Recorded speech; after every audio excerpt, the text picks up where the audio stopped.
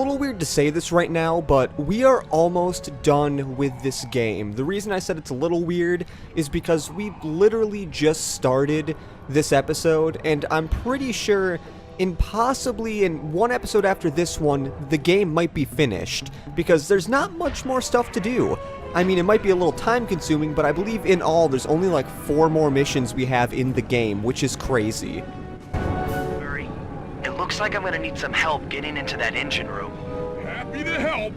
Bentley tells me that the door to that room is locked down by wall-mounted power stations located throughout this blimp. I'll need you to take out all the power stations and then pry open the door by hand. No sweat, Sly. Well, hey my fellow video gamers and Let's Players, I am JuddlePlays, and welcome back to another episode of Let's Play Sly 2 Band of Thieves, with a slightly clogged nose because you know allergy season, that stuff happens. Anyways, in the last episode, we continued Episode 8 Anatomy for Disaster by doing two of the team-ups we could have done, one of them being with, I believe, Bentley and Murray, and the other one being with Sly and Bentley. And now we have one last team-up we can do, and that is with Murray and Sly. So yes, we do have to go around the field with Murray and destroy all of these weird alarm things. Now, I'm not exactly sure why we have to actually, I know why we have to destroy the alarms. It is because if we do not, then when we go around and try to get into the engine, I guess it has some kind of alarm or something, and we have to make it so the alarm does not go off when we are trying to open that engine. So that is why we are doing that. So for some odd reason, whenever I say engine, it keeps sounding like I say engine, which should probably not be the most culturally appropriate, but I'm not going to be talking about cultural appropriation because I do have some views on that, and some people might not like those views. Basically, I don't know, I kind of find it a little stupid how some people go as far as saying, like, you cannot dress up as a certain character. Oh, I shouldn't even say character, as like a certain thing, like, personally, I have a whole, like, Scottish outfit with, like, a kilt and crap, and personally, I like wearing that, and I would not want somebody to come really, yeah, that's one bad thing about, like, this here, because sometimes you end up getting to an area where, like, okay, I guess that'll work, where, like, you think you hit the alarm, but for some odd reason you did not hit the alarm. I don't know. It kind of, like, hits the side of it. Luckily, in these areas, there's a lot of these things that you can just hit it with. Also, if there are guards around, even if you try to ignore the guards, a lot of the times they just, like, what you end up doing is you end up aiming what you're throwing at the guards, and it kind of just ends up being bad. Now, if that happens with this weird TNT thing, that could be really bad, because then you could like accidentally blow yourself up, and I believe those TNTs do a decent amount of damage. I mean, I don't think they do as much damage to Murray as, say, like Bentley, but I don't know, a TNT exploding does a lot of damage nonetheless if you think about it, and oh god, whew, jeez. I don't know if I mentioned it. I know I said that, like, my nose was clogged, but I didn't mention that I am recording this at a decently early time. It's kind of like 9:40-ish. I mean, I shouldn't say a decently early time, but it's earlier than the times I have been doing recently. That is because I do have a few things I gotta do today, so that is why I gotta do that. And come on, guards, can I just grab you and then throw you at there? Thank you. You know, in all honesty, even though I am running into a lot of guards, this mission is not going as bad as I thought it would, because I was kind of dreading this mission. I don't know why, but for some odd reason, I really hate the Murray missions where you have to run around and destroy these alarms. Like, obviously, this is a big throwback to the first, like, one of the first Murray missions of the game back in Episode 1, which, as you remember, I believe I stated that I do not like that mission either. So it's kind of funny how a lot of Murray missions I just don't like, but I believe I've kind of, like, touched on that before. I'm not sure. Also, we are going to be risky, and we are going to be throwing this right when there's a flashlight guard around here. But honestly, what I think is funny is, it's really funny how right when I hit those alarms, some, like, regular guards come out of nowhere. I mean, I don't know where they're coming from, but they just end up showing up there, and I do not like that. Now, we are finally able to hit the last alarm, and now we got that done. Yay. We got the part of the Murray mission that I hate the most. Now, one reason I really like this part, or like this tag team, is because with Murray, it's the fastest one, because pickpocketing can take a while, and then obviously hacking can take a while because you could accidentally fail it, but with Murray, I don't know, it's kind of like just brute strength. If you just strength right through it, it'll be fine. Now, I probably shouldn't have said strength right through it because that sounds really weird. I mean, I guess it could be a phrase that someone could say like, oh, you gotta get through the strength right through it. Or maybe I can just stop talking and stop being weird. Speaking of that sort of commentary, I found it kind of weird. Well, I shouldn't say weird last episode, but the last 2 episodes I recorded, I felt like I was really excited, which is really good. I mean, I never want to say that being really excited is a bad thing, but it just, I was watching those and I'm like, oh my god, my commentary may have been a little too excited. But I think it was mostly because I hadn't recorded in a little bit and I really wanted to get back to recording. And you'd think the first session at college would have been like that, but that was just me not knowing how loud I wanted to talk. But now I know that, like, who cares? You're in college, even though it is like 9:49 in the morning. It is not the quiet hours. If it was the quiet hours, I probably wouldn't be recording. But the quiet hours are from like midnight to 7 a.m.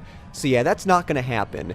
And yeah, that is, I guess this is the reason why we had to destroy those alarms, because if you have Murray try to lift this with the alarms active, a lot of bad things would happen. Mostly, probably guards would come.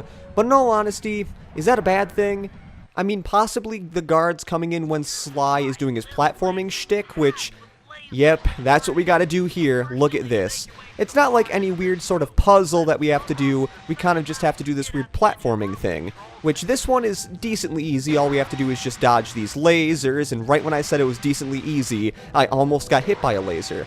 But, you know, with Sly's very light on his feet jumping, I mean, well, I think all the characters have that. Basically how the double, or like, I shouldn't even say the double jump can change it, but how, like, in this game, you can change the direction of your jump in the middle of a jump, which I find is really cool. Some games don't have that, but I think mostly those are just like really early games.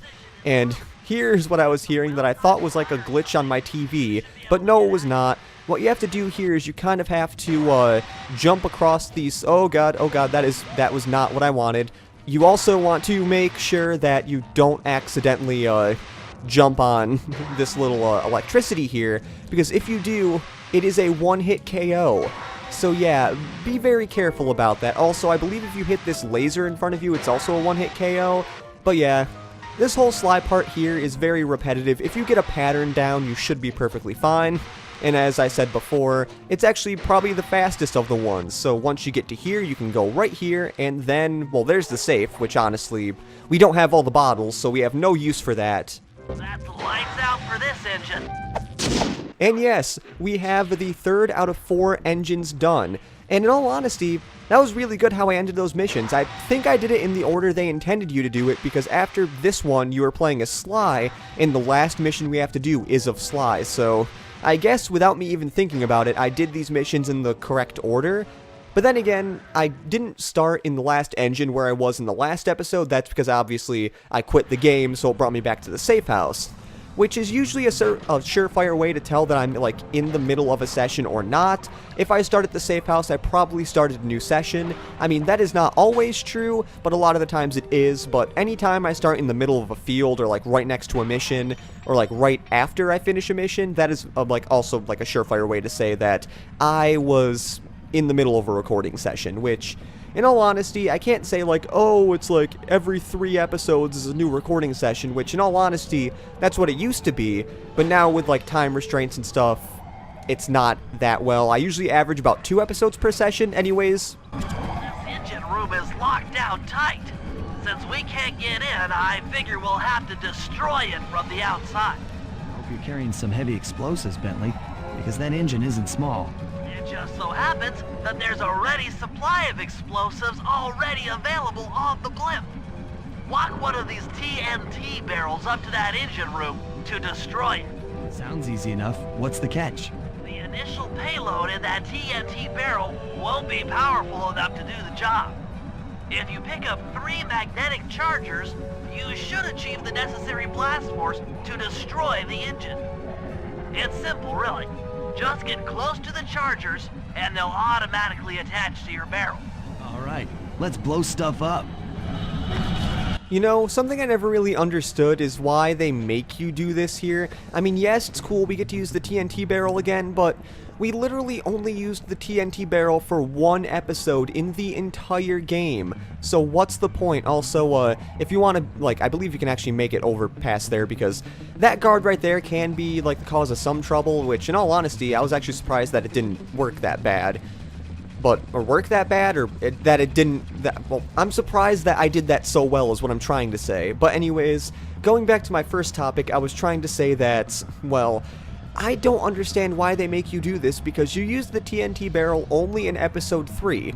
I mean, yes, it would probably make more sense if you, like, use this in a few episodes or something, but no. If you remember, the last time we had a TNT barrel run was back when we had to bring the Cherry Bomb 500 to destroy that one, like, elephant's mouth to flood Rajan.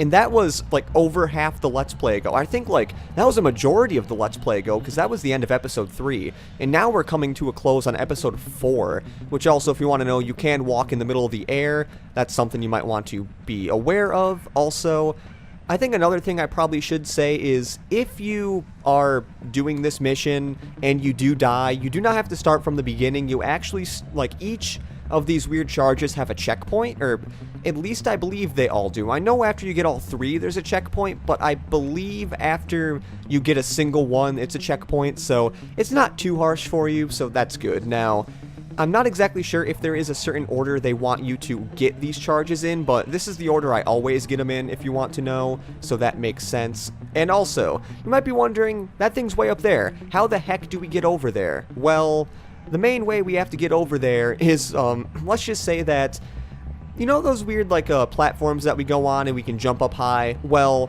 for some reason in this mission, those platforms go extra high and allow the barrel to go up there. Now, it's kind of funny how it does that, but I'll show it to you once this guard goes past here, and we are able to actually get that. And that guard is teasing me with his loot. Sadly, we cannot get that loot because we are in the barrel, and once we jump out of the barrel, that is it. But yeah, as you see there, you literally, like, the thing literally brings you all the way up here so you can get up to this area. I think that was more of, it might have been just like, I wouldn't say a designer flaw, but it might have been like Sucker Punch was like, oh, we put all these charges here, but oh crap, we need to make sure that they can get here in the barrel. So we're going to program those things to go really high up when they're in the barrel, which now as a computer, I shouldn't say a computer programmer, but as like a computer science student, I would really like to know how some of these things work in a way.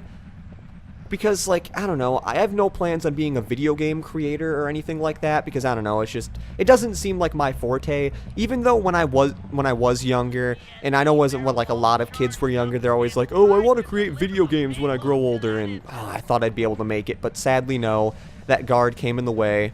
I don't know, I feel like I'm being very Daredevilish right now, but I shouldn't be Daredevilish, because we are literally only 13 minutes in this episode. That is crazy. I would not expect, like, well, then again, I guess this mission is pretty fast if you think about it, but I wasn't expecting this episode, like this episode here, to be so short, and I just realized I never knew those guys were on stilts. Now, exactly why they're on stilts, I have no idea, because you'd think that they could just walk with their feet, but no, they were on stilts. But, oh god. I believe those eggs will not produce little helicopters, though, so that's good to know. But welcome to this thing, where especially there's a freaking guard right there that's making it so I can't get here. So maybe I can wait here. There we go. Okay, now I can get across here. You want to make sure you go when it's slightly up, because you do not want to slide off. Now, you can, like, sit on the bottom if you want to, but it's probably a lot better to just do this here. And, of course, let's get to the side so no guards accidentally, like, see me. Or I shouldn't say accidentally see me, but I'd rather them not run into me, because if, as you know, if the guards run into you, they'll kind of see where you are or what you're doing, and that's not a good thing, because then you can lose the mission, and being as we are really close to the end of this mission, I would not want that to happen. So, once you get here, all you need to do is just put this on here and then jump off. Should be the last time anyone puts that engine to use. Now, only if all the engines were that easy. Like, see, you could have just had one mission where you did that with all the engines, but I guess that's the only one that we couldn't really get into. And an unexpected windfall, I've been contacted by Inspector Fox over the shortwave radio. She's well aware of the dire situation we all face if Klakla becomes immortal and has agreed to join forces with us so that we can destroy the robotic bird. The only catch is that she's unable to locate this blimp on her radar. To help her hone in on our position, we'll need to boost the strength of 4 local radio towers. Once Inspector Fox is in range, she'll take one of us on board to act as a tail gunner in a dogfight against Klakla. This is it. We don't have time for another plan. We're almost over Paris, and if that hate hypnosis light show goes off, well, you know the story. Well, anyways, I have to say that that is about it for this episode of Let's Play Sly 2 Band of Thieves. Now, I am probably, I'm not actually going to be doing another episode in this session. That is because I'm afraid that, well, one, the next episode is going to be the finale, because we literally have barely anything else to do. So, if the next episode was not the finale, that'd be kind of weird. Which is really funny because next episode being the finale makes it so this Let's Play is exactly the same length as Sly 3, because I believe this is part 35, and then the next episode would be part 36, which in all honesty, I think Sly 3 had 36 episodes. It either had 36 or 37, so this one might be shorter. So in all honesty, I guess this shows that even though Sly 2 has more episodes, the episodes go by faster because, as you know, or if you've ever played Sly 3 has 2 less episodes, but I personally think that Sly 3's episodes are all longer, which they are because the missions you play are a lot longer. Anyways, after kind of biding for time, I guess you could say, in the next episode of Let's Play Sly 2 Band of Thieves, we are going to make that satellite thing so Carmelita can follow us. That's something we kind of have to do because we need Carmelita to face off against Klakla, and then we're going to face off against Klakla and see what the end of this game has to offer. So, this has been Juddle Plays saying see you later and goodbye.